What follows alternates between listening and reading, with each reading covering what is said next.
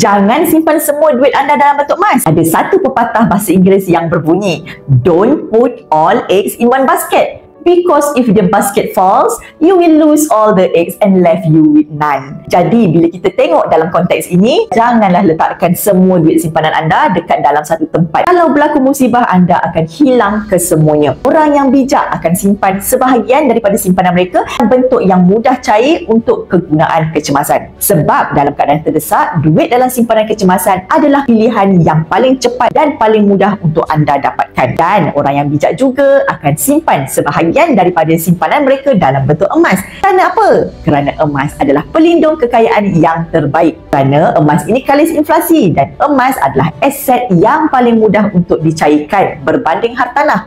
Emas dalam tangan juga adalah antara simpanan yang terjamin kekayaannya berbanding dengan duit simpanan anda di dalam bank, ASB ataupun tabung haji.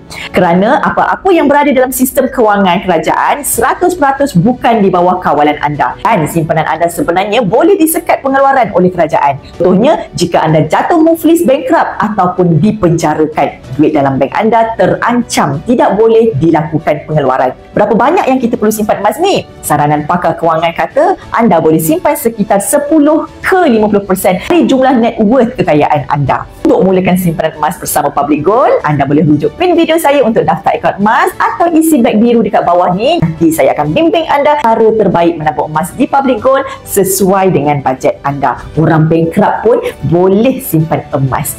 Why not mula simpan emas sekarang? Yang kaya anda juga.